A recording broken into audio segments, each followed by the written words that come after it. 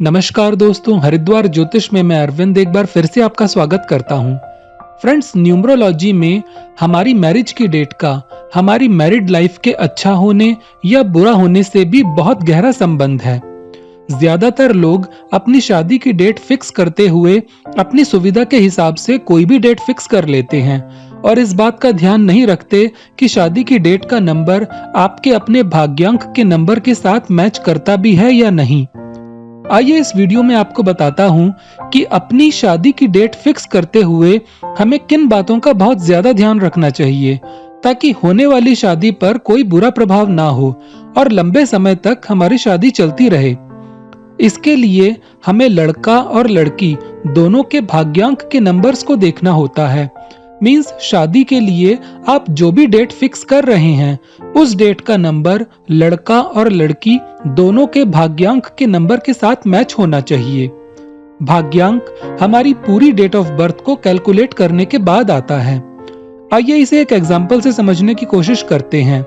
मान लीजिए कि एक लड़के की डेट ऑफ बर्थ 10/4/1988 है और लड़की की डेट ऑफ बर्थ 27/4/1990 है और इन दोनों की शादी के लिए एक फेवरेबल डेट फिक्स करनी है। तो कैसे करेंगे? सबसे पहले दोनों डेट ऑफ बर्थ का भाग्यांक निकाल लेते हैं। 10/4/1988 को टोटल करने के बाद भाग्यांक आएगा 4 और 27/4/1990 को टोटल करने के बाद भाग्यांक का नंबर आएगा 5। अब आप देखिए कि 5 नंबर की तो सभी नंबर्स के साथ फ्रीक्वेंसी मैच होती है, इसलिए वो कोई भी डेट सेलेक्ट कर सकते हैं। लेकिन 4 नंबर की फ्रीक्वेंसी 3 नंबर, 4 नंबर, 6 नंबर और 8 नंबर से कम मैच होती है। इसलिए इन दोनों की शादी की डेट का टोटल नंबर 3, 4, 6 और 8 नहीं होना चाहिए। अगर ऐसा होगा तो उन्हें शादी के बाद बहुत सी प्रॉब्लम्स फेस करनी होंगी। एक और एग्जाम्पल लेते हैं। मान लीजिए लड़के की डेट ऑफ बर्थ है 18/11/1999 और लड़की की डेट ऑफ बर्थ है 23/10/2001। अब इन दोनों का भाग्यांक निकाल लेते हैं।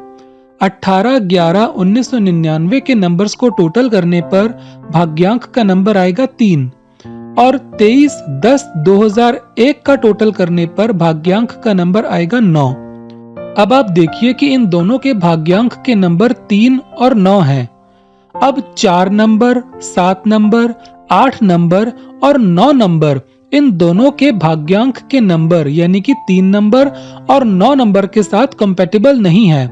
इसलिए इन्हें अपनी शादी की डेट फिक्स करते हुए इन नंबर्स यानी कि 4, 7, 8 और 9 नंबर को अवॉइड करना चाहिए। ठीक इसी तरह से आप भी अपने लिए और अपने फैमिली मेंबर्स में जिनकी शादी अभी नहीं हुई है उनके लिए शादी की एक फेवरेबल डेट फिक्स कर सकते हैं। फ्रेंड्स, शादी जैसे बड़े डिसीजन लेते समय अगर हम इस छोटी सी बात का भी ध्यान रखें तो अपनी लाइफ में आने वाली मुश्किलों को बहुत हद तक कम कर सकते हैं। इस वीडियो से रिलेटेड कोई भी क्वेरी हो तो आप मुझसे कमेंट सेक्शन में पूछ सकते हैं और अगर आप मेरे चैनल पर पहली बार आए हैं तो आप इसे सब्सक्राइब भी कर सकते हैं। वीडियो देखने के लिए आपका बहुत बहुत धन्यवाद।